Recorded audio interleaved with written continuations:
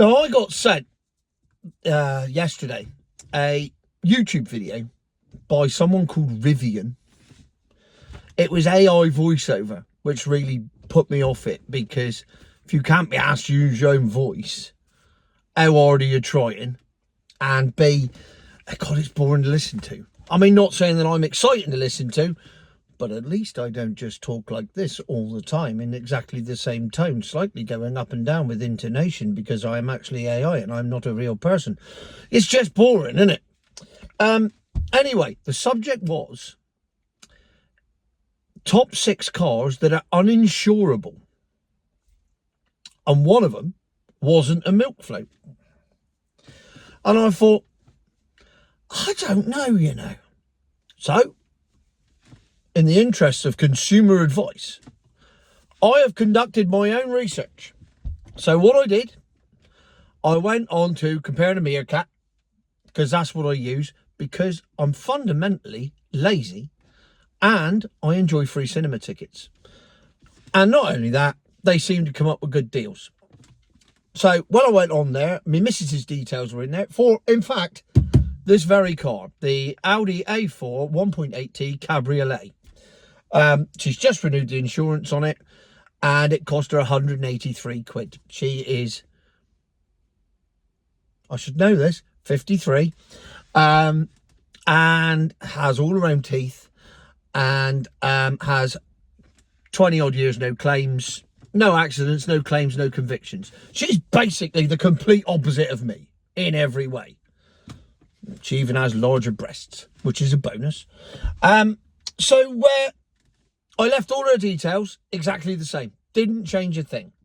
And then what I did was I took the cars from this thing and added a few more in. Once I'd done those 6 cars, I added a few more in, because it was making suggestions that suggested that Chinese cars would be more expensive to insure than European cars, because you can't get the parts, there's no service there. And to be fair, right, it was a very anti-EV video that I watched. My issue with it was, I wasn't really sure about it.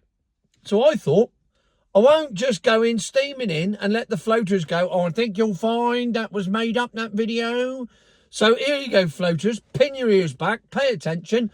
Tone's done some research. Get rid of that, it's annoying me. It's a horse racing result. Didn't win. So, I got 12 cars in total, and I did a year's insurance on them, using all the criteria that I've said. I haven't changed the criteria for any of it. All I did was go back, change the registration of the car, and run exactly the same thing. So this is all done on a level playing field. All done to be insured on the same day, done on the same day. There's no fluctuations, there's no nothing. This is a genuine comparison using, you know, meerkats. So weirdly, the cheapest quote I got was for an Omoda 5, the one I test drove the other day, and the one that I will have again next week on a long-term test once she gets it back from the body shop, because some Ukrainians reversed into it outside her boyfriend's house. True story. The Omoda 5, 25 plate, what I did, right, all these cars, obviously they're all different values. So what I tried to do was stick between the 20, 30 grand mark, just as an average, because certain cars might be 100 grand and certain cars might only be 15 grand. So I thought if I stick between the under 30 grand mark, they're all about the same. So this was an Omoda 5, 25 plate, £251 a year. I mean, that's a bargain. Given the amount of kit that car has, granted, it's not the highest value car. Yeah, I think this was 22,000 with 2 miles on the clock, and it's from the same garage where we got the last one. So I could go down there and have a go. So you got the Omoda 5 at number 12. Petrol engine. Important. Number 11, the JQ7.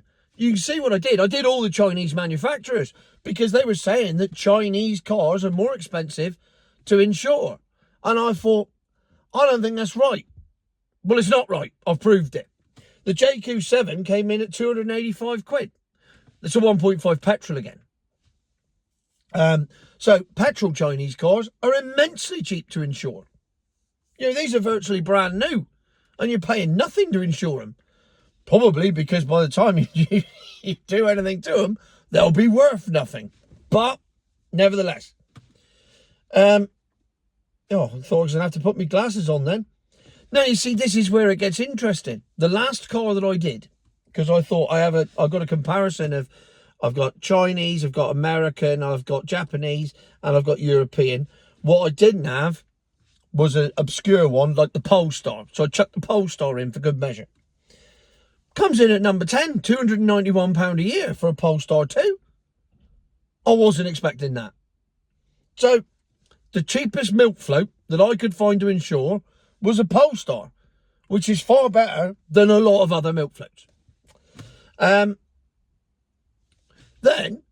I mean, just to continue the theme, number 9 on the list, the GWM Aura 03. I mean, it looks like a Chrysler Neon from the front. It looks like a bastard love child of 2 other cars from the back. But you can insure a 24 plate one of them for £313 a year. So far, the theory that Chinese cars cost more to insure because of the backup is bollocks. Absolute bollocks. In fact, it's the opposite.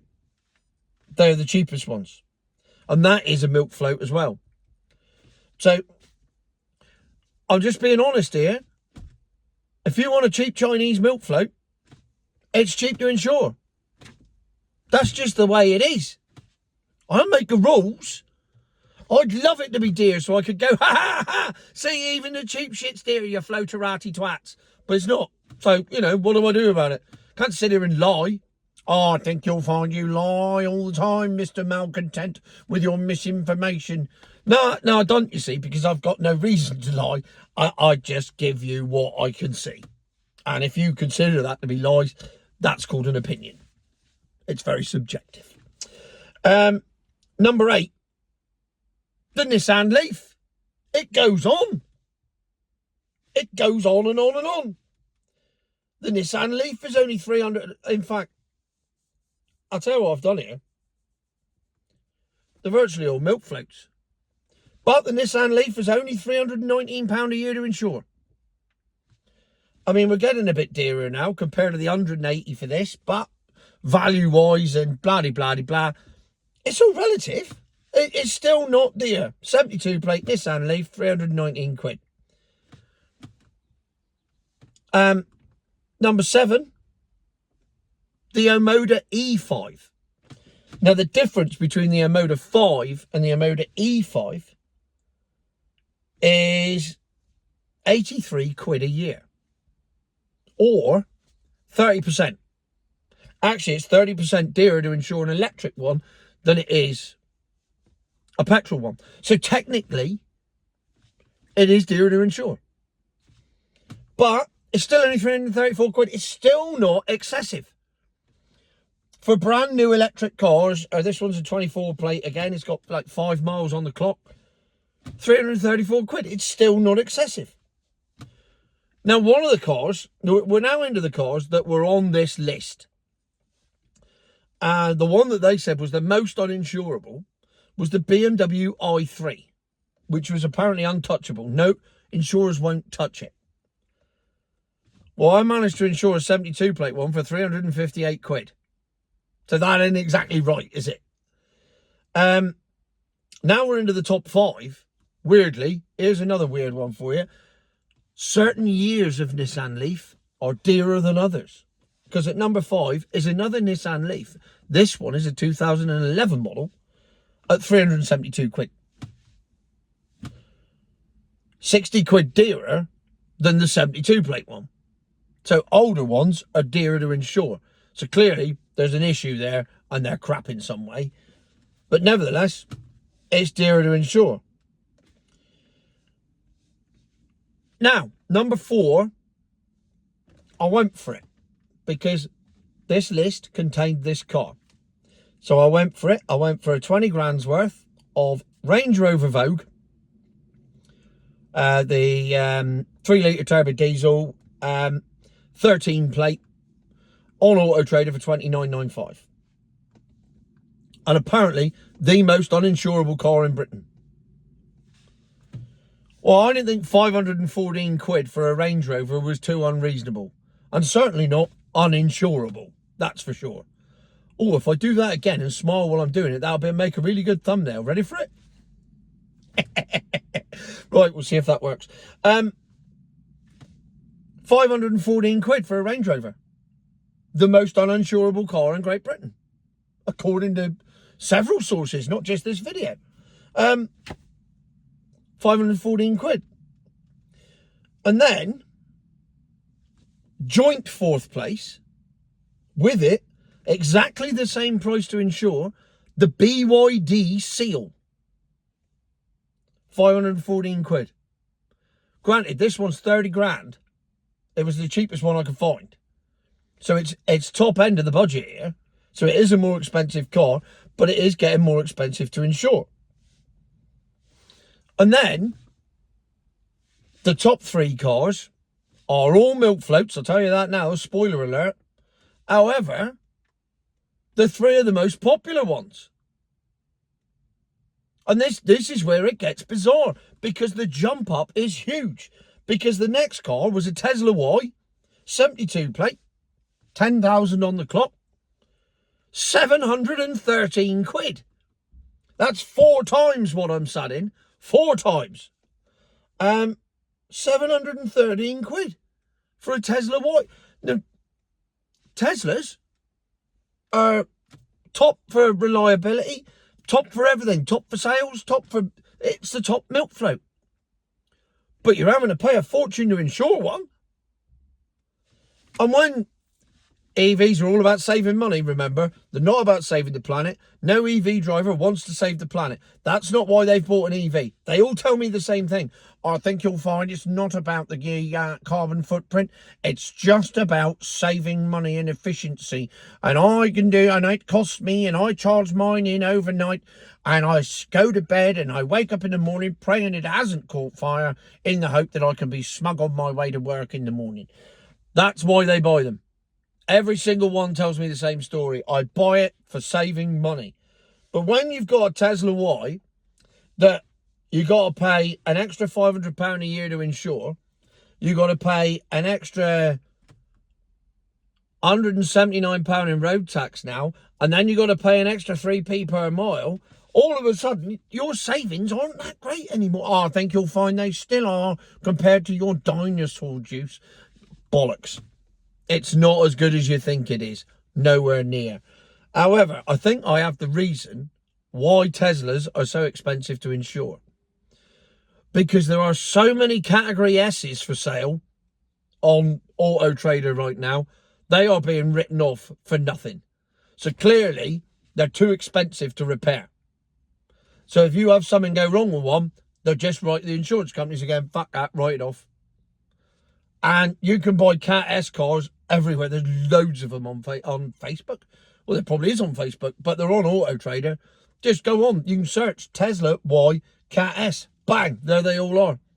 A lot of them. And Model 3, everything. There's a lot of Cat S out there. So that's obviously why Tesla is at number 3 in the hardest to insure cars.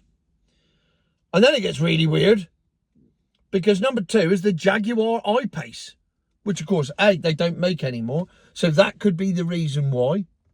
But a 71 plate Jaguar I-Pace, 21 grand's worth, £740 a year. Eh? That's a lot for what is essentially a fucking shit car. I mean, they are rubbish. They're heavy, they're not nice to drive, they're dull, there's nothing. There's very few redeeming features about it. The heated seats are nice. But, you know, that's not a reason to buy a car, is it? And then the number 1 dearest to insure car for me, and it was number 1 on there, it was in their list as well, the Mercedes EQC.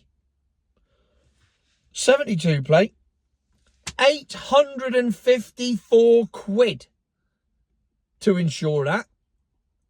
350 quid more than a Range Rover.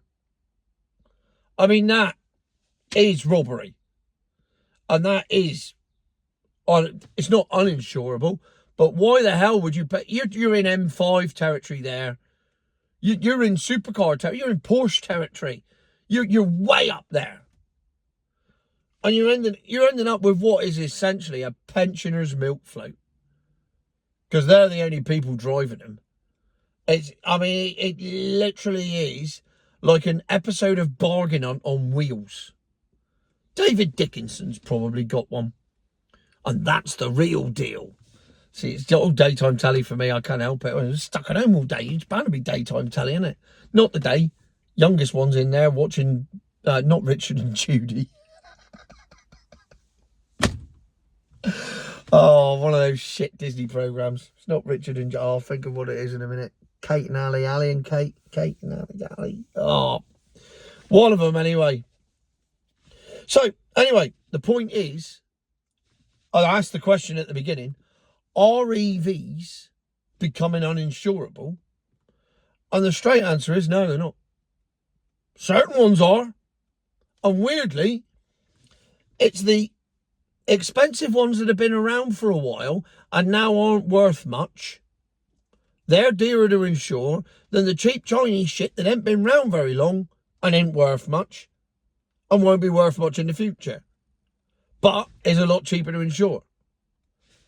So, in conclusion, I don't know. I haven't got a conclusion.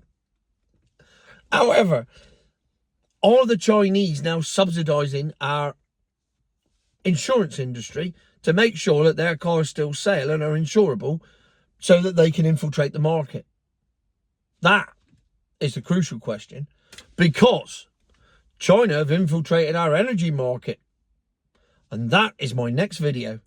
And I'm going to record it right now. So if you watch this video tonight and then tomorrow you watch the video about Chinese wind farms and stuff, it'll just be me sat in exactly the same place with the phone in exactly the same place doing exactly the same thing. So something to look forward to tomorrow. It's called a teaser. Oh yes, and I've got to do that thing that Barry Crompton does. Remember, make sure you hit the like button and hit that subscribe button. And then when you've hit the subscribe button, click on the little bell. And then it'll ding-a-ling every time I put a new video up, and you can go, woohoo! Fatty's on the telly again. Something to look forward to. And, you know, Christmas is coming. We need more things to look forward to. Still got 22 days till Christmas. Future my arse.